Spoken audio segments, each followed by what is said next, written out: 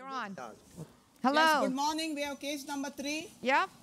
I have Dr. Nitin Barman with me and the fellows. 80-year-old female who has a stable angina. Now, in this patient, what is interesting, you see that she had history of subarachnoid hemorrhage, for which they did a coiling and stenting.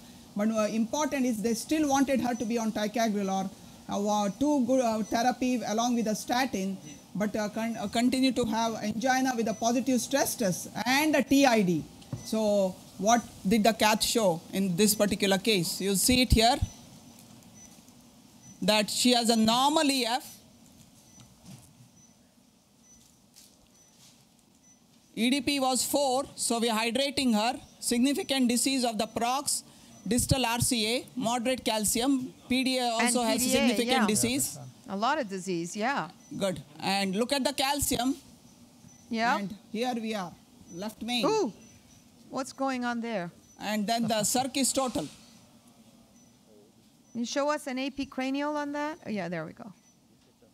Big chunk of calcium. Oh, man, yeah. And then your prox LAD with the diagonal, I think the diagonal is a large size diagonal, but the ostial diagonal is not involved and has that angulated takeoff. We know this kind of vessels will not close, but then you have mid LAD also, moderate calcium with another 70–80% lesion. It looks like one of the vessels has been cut, like with a scissor or something. You see it there on the diagonal coming, approaching us on the right side, Dr. Yes. Kinney?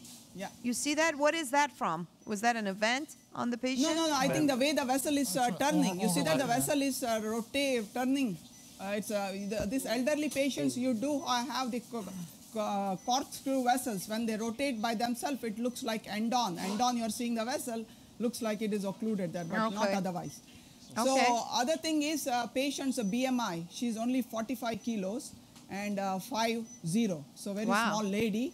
Small vessels, and ideally this is the case that since you have the left main, 3 vessel disease, elderly patient, not a surgical candidate, though EF is normal, you could consider support, but vascular complication with this patient will be very high.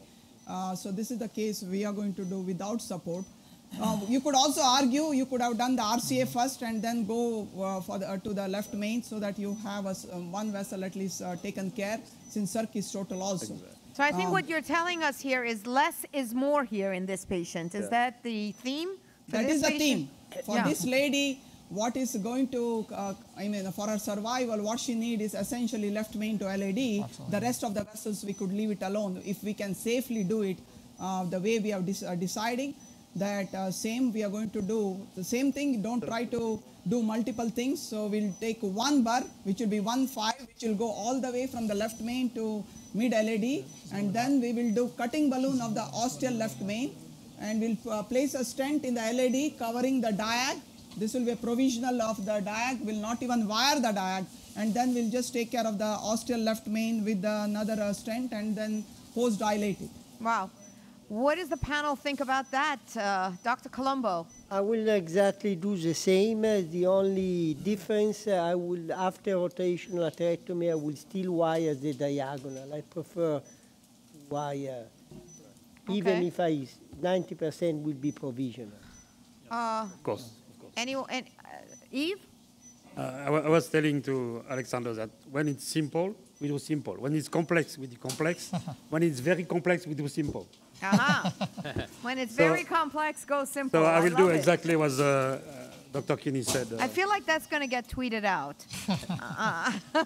It's called a KIS, keep it simple strategy. KISS, keep it simple strategy. Keep it simple strategy.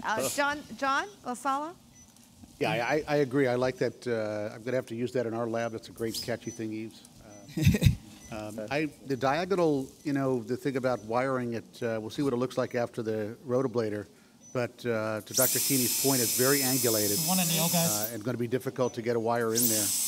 And could actually traumatize that area by trying to get in. But I want to see what it looks like after the rotablator. So, Dr. Kinney, you chose what's the size burr you chose? This is a 1.5, only because we are going all the way to the mid LAD. Okay. If we were just going to do the left main, we probably needed a 2 burr. And the same thing, in this elderly patient, you do not want to go with an aggressive burr all of a sudden. Okay, Now, so why do 2 we have a points pacer? I think very important. If she was only going to go with the left main, a larger burr, she's going into the LAD, a less aggressive burr approach, break up the calcium, be simple. Importantly, though, need a if pacer that, here. can you tell us what you do with the burr, though, when you don't reach the lesion? Can you just go over that for our audience? Because many people get stuck. I will show you the steps of the Dynaglide Yeah. here. Let's focus on the patient. You see that as soon So as blood I did pressure left drop. main, she has a significant RCA disease, total circ, ostial left main, and she does have hemodynamic changes. The blood pressure has gone down. Her heart rate also went down. She almost was, becoming bradycardic to 40s. So we are giving neo. We are giving some atropine to get her because I think we probably needed a pacemaker in this lady, Her EDP elderly was low, too. patient. You want to bolus her? So Okay. just keep bolusing. Lot of So fluids. do your resuscitation. Let's just So now you regroup see here. that very important point. I'm not going to burr until the blood pressure has come to double digits. This is a teaching we do all the time, and John LaSala has been in all our teaching courses. The same thing when you do rota in this kind of cases where you cannot have LV support, that you use pharmacological help to finish this case. So now it's barely coming at 100, right? So let me try to finish this rota again. Yeah, just for the audience too, this is a case where you actually give your neo and atropine up front so that you have a blood pressure head while you're still going in. And this is So a good. long run, Yes. as you can see, without much help from the other territories. So I just finished And you see, burring. she's just going fast. She's coming out now. She's probably going to go with the balloon Fielder. very quickly. So give me the Wire fielder wire. right next to there, giving So blood neo, pressure giving has come support. Blood pressure is already recovering, Dr. Kinney. Good. So, So we have a post-dilation balloon, same NC. Since the distal part of the LAD is 2.5, we'll go with a 2.520 high pressure balloon all the way in the LAD, one strand there. And then you we'll see cut. she has I quickly want to- got the second wire already going in her hand, getting next to this rotor wire, going right down, and then she'll go with the balloon. Okay. So Blood pressure looks good, Dr. Kinney. Yes. as Dr. Keeney's doing, and it's important for the audience to recognize that everything has got to be out on the table that you're going to use. Your next wire, your next balloon, it's all got to be prepped. You have to be ready for the possibility of some sort of collapse, and you can't be fumbling around looking for things. And I think, you have to see this team at Mount Sinai trained by Dr. Sharma and Dr. Kinney. Everyone is ready. Everyone uses the exact same steps all the time. There's never a shortcut. Sometimes when I'm there, if I do a shortcut, I get thrown out of the lab. So there you go. No shortcuts in our lab. So you see Dr. Kinney now already with that wire going with the 2.5 balloon already there. And Take a picture. We didn't take a. Let's take a picture. Ready? We are going to take a post picture to see the flow in the make LED. sure the flow is good. No, yeah. Yeah, flow is good. Flow is good. I'm going to pull the Very, wire. very tortuous elderly woman's artery. What did you so, decide here? It's 2.5. Synergy? Okay. No, we have science was for the prep. So what's your So approach you see here? that? No, we're just going to balloon.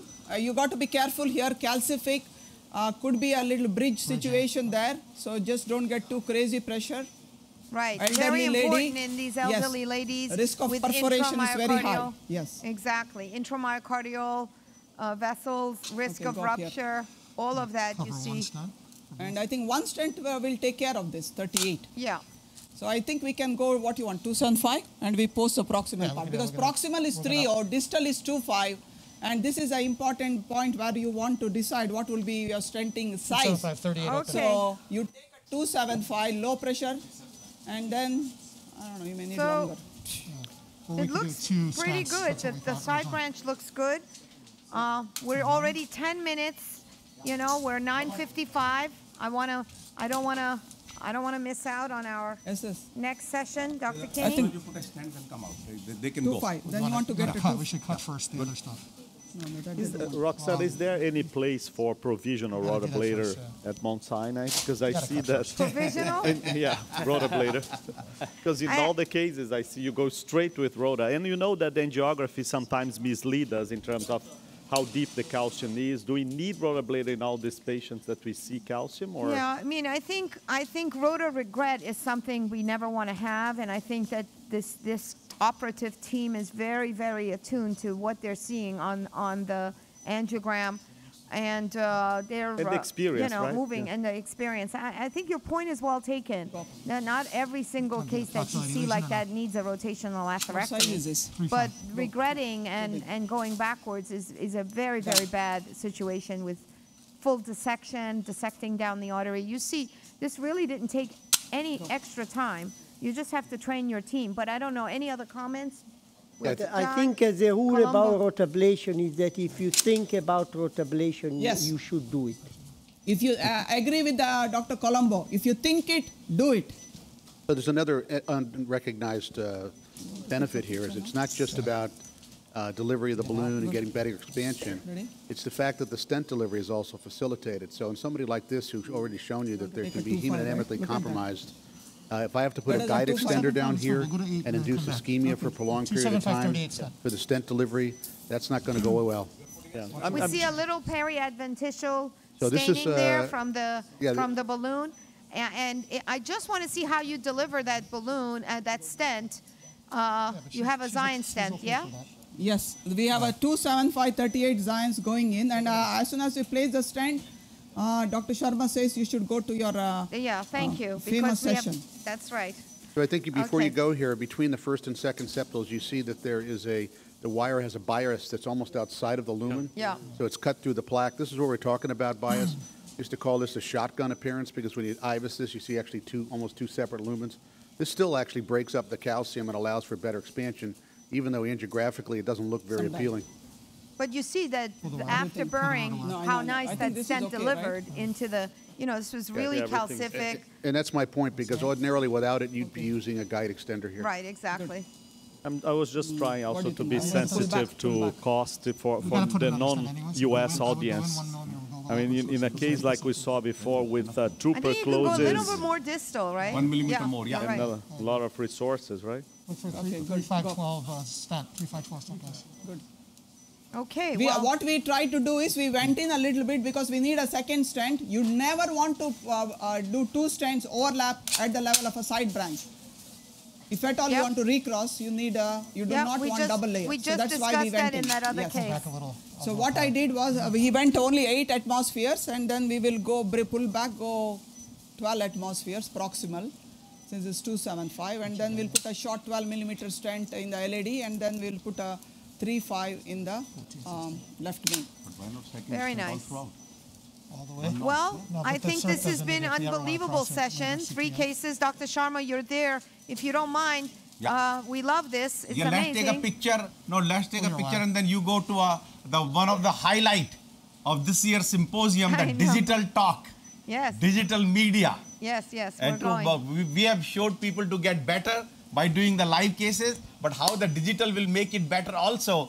You are going to have the importance with the discussion. Fine. So I think best way would be you start your lectures, put us on the one side of the screen, so people can just observe silent, and you can start your very important discussion, which we'll be hearing it also. Yeah, that With left that note, main yeah. looks very disrupted up there, Yeah. but But that's gorgeous, okay. gorgeous. We expect that. Yeah. Yeah, beautiful.